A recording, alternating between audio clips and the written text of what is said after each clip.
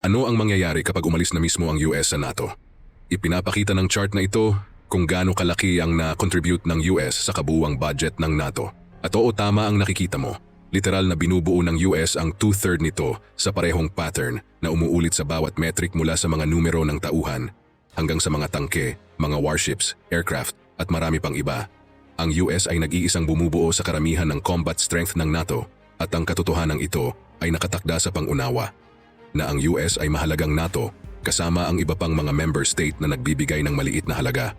Kaya naman nang tanungin kamakailan lamang ng dating Pangulo na si Trump ang pagnanais ng US na manatili sa NATO, ito ay nagdulot ng alarma sa lahat ng dako na kung saan marami ang nag-akala na ang NATO ay mapapahamak nang wala ang kanyang tunay na epektibong member sa labanan. Kung ito ang mangyari, magiging komplikado ang kalalabasan at nakababahala. Malinaw na magkakaroon ng kaguluhan, subalit marahil hindi ang kumpletong pagbagsak na iyong inaasahan. Kung titingnan mo, ito ay malinaw na kung ang US ay umalis sa NATO, ang mga box capabilities ay kapansin-pansin na mababawasan. Subalit ito ay mas kakaiba kaysa doon. Dahil kung wala ang US, magkakaroon pa rin ang NATO ng pangalawang pinakamalaking budget ng militar sa mundo na may higit 410 billion US dollars sa kanilang disposal. Ang bilang na ito ay ilalagay pa rin ang NATO budget na higit 1 billion US na mas mataas kaysa sa mga third parties gaya ng China at higit na 4 na beses kaysa sa pinakamabigat na kalaban ng Europa, ang Russia. At iyon ay hindi isinasaalang-alang ang anumang pagtaas ng budget ng militar pagkatapos ng pagkalas ng US. Subalit hindi pa ito ang katapusan ng kwento. Ang NATO ay talagang magdurusa dahil hindi ibig sabihin may pera ay magagamit na nila ito ng epektibo. Maaaring mayroon silang mga tauhan at mga tangke, subalit hindi ibig sabihin na handa silang lumaban. Halimbawa, ang produksyon ng mga bala sa Europe ay may possibility na umasa sa mga private company na may mga national armies na naglalagay ng mga order para sa mga bala sa isang itinakdang presyo. Samantala sa Amerika, pagmamay-ari ng army ang mga pabrika at mga company ang mga ito. Ang approach na ito ay nagpapahintulot sa army na maagang mamuhunan sa kanilang mga pabrika kung inaasahan nilang mangangailangan ng mas maraming bala. Hindi tulad ng mga producer sa Europa kung ang inaasahan na ang order ay hindi kailanman darating. Naganap ang ganitong senaryo sa paligid ng mga bala, kasama ang patuloy na digmaan sa Ukraine kasama ang US na nagpapakita ng mas mahusay na kakayahan na palakihin ang mga operation kapag kailangan. Kung wala kang bala, maaari munang iwagayway ang iyong puting bandila bago magsimula ang digmaan.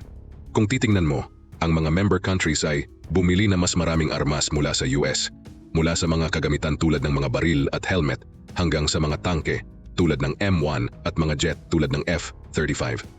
Hindi namin malaman kung sakaling mag-exit ang Amerika, magpapatuloy pa rin ang pagbenta nila ng mga spare parts at magbibigay ng training sa mga naturang equipment.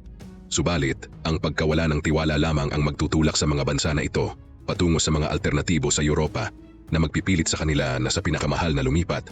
Ang US retreat ay nagbabanta din ng balanse ng mutually assured destruction at tulad ng alam mo, ang mutually assured destruction ay isang military strategy na pumipigil sa digmaan sa pagitan ng mga nuclear-armed nations sa pamamagitan ng pagtiyak na magreresulta ito sa kumpletong pagkalipol ng dalawang bansa. At kung may gayong kakilakilabot na hindi maiiwasang kapalaran ang pagsisimula ng ganong digmaan, ay ganap na magiging kakaiba. Kaya naman ang kapayapaan ng tanging alternatibo. Dagdag pa dito, dapat igwaranti ng isang bansa ang kakayahang tumira ng mga nukes pabalik sa agresor para matiyak na gumana ang mutually assured destruction sa pamamagitan ng napakaraming anti-missile defense system o advanced missile na may kakayahan na iwasan ang mga depensa ng kaaway. Ang ideyang ito ay isang pangunahing haligi ng modernong kapayapaan sa Europa bilang napatunayan ng digmaan sa Ukraine. Si Putin ay walang pag-aalinlangan tungkol sa pag-atake sa mga kapitbahay para sa lupain, at ang nukes ng NATO ay naging mahalaga sa pagpigil sa Russia mula sa pagsalakay sa mga Baltic. Kung aalis ang US, kukunin nila ang 87% ng nuclear ng NATO at mag-iiwan na lamang sa block ng 515 nukes na hahatiin sa pagitan ng UK at France. Dagdag pa dito, ang bahagi ng UK na 225 ay nakakabit sa American Trident 22 missile. Tulad ng ibang American-supplied military equipment, ang mga missile na ito ay nangangailangan ng mga spare parts at expertise upang mapanatili silang maayos. Ang gasolina sa loob ng mga booster ay may shelf life na 35.8 years na naglalagay ng hard cap sa kanilang lifespan, at kahit na pinamahalaan ng UK na panatilihing gumagana ang bawat iba pang system ng walang tulong ng US, na kung saan isang napakataas na gawain, ang mga nukes naman ng France gayunpaman ay ganap na home-built at hindi nangangailangan ng tulong ng US. Sa kasamaang palad ang France ay tumanggi na makibahagi sa nuclear command structure ng NATO at hindi sumusunod sa NATO doctrine tungkol sa mga sandatang nuklear at hindi lumahok sa mga nuclear exercises. Kaya naman hindi namin malaman kung gaano sila kahanda na gampanan ang papel ng US bilang nuclear protector para sa lahat ng member. Nandyan din ang isang concern na ang kasalukuyang nuclear technology ay magiging lipas na habang ang karera sa hypersonic missile ay humahataw na ng todo. Ang mga missile na ito ay nangangako ng mga new capabilities tulad ng pag-iwas sa detection hanggang sa pinakahuling sandali bago ang impact na nagbibigay ng kaunting panahon sa pag-atake ng bansa upang maharang o mag-react sa pag-atake na nagtatapos sa mutually assured destruction. Maliban na lang sa mga nuclear submarine syempre, kakailanganin ng NATO ang sarili nitong mga hypersonic missiles upang mapanatili ang status quo at alam na alam nila ang dependency na ito. Ang France ay nagpapaunlad ng mga missiles at isang European program na tinatawag na EU High Def ay kasalukuyang gumagawa ng isang paraan upang maharang ang mga ito. Sa pangkalahatan ng NATO ay dapat pa ring magkaroon ng disenteng nuclear offense at defense capabilities na walang ang Estados Unidos. Gayunpaman, ito ay kailangang mag-scramble upang maiwasan ng mga ito mula sa pagkawatak-watak at ipagpatuloy ang pagbuo ng mga ito para sa hinaharap.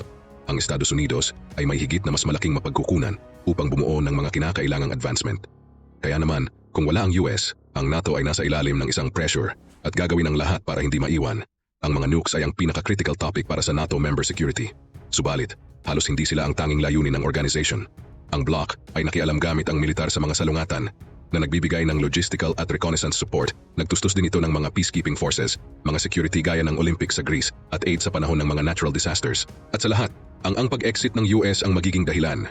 Kailangan timbangin ng NATO ang kanilang mga operasyon at hindi natin malalaman kung gaano kalala ang hiwa ng supot. Subalit malamang mapipigilan nito ang NATO sa pagpapakita ng lakas sa ibang bansa at higit sa lahat ay nakakulong sa mga operasyon sa loob ng European mainland. Gayunpaman, kayang pangasiwaan ng competent leadership ang lahat ng mga problema.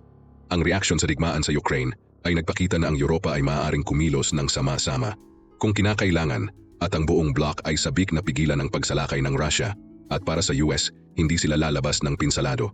Ang US ay kasalukuyang may mga tauhan at kagamitan na nakalagay sa Europa, kabilang ang mga nuclear weapon at ang mga ito ay kailangang alisin.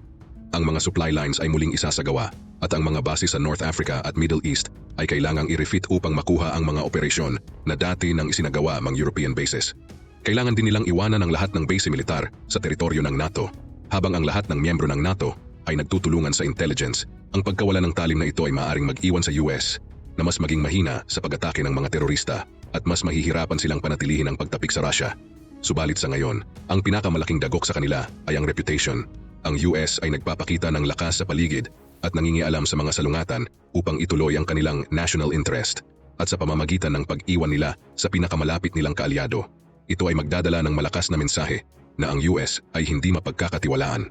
Ito naman ay magtutulak sa mahihinang mga bansa sa Asia na tiyak na tumungo sa influence ng Chinese at magpapalakas ng loob ng China at Russia na gumawa ng mas agresibong hakbang upang maabot ang kanilang layunin na kung saan naniniwalang hindi mag-aabala ang US at mag-react pagkatapos magdulot ng lahat ng mga problema na ito. Ang pag-alis ng US mula sa NATO ay mag-iiwan ng kaunting benepisyo. Ang US ay mawawalan ng invaluable intelligence and influence at haharapin ng $millions sa muling pagsasaayos ng lahat para sa privilege ng pag-iwan nila sa pinakamalapit nilang kaalyado at nagpapahina sa security ng lahat ng American allies sa buong mundo. Hindi ito makakatipid ng pera at ang Amerika ay may maraming puwang upang babaan ang budget nito sa militar o muling isaayos ang mga priority nito nang hindi umaalis sa alyansa. Kung gusto nila kaya nila at sa pangkalahatan ito ay nakagigimbal na ideya. Subalit ano ang masasabi niyo sa video namin ngayong araw? May naisip ka bang convincing reason kung bakit hindi na dapat nasa NATO ang US? Ipaalam mo naman sa amin sa komento.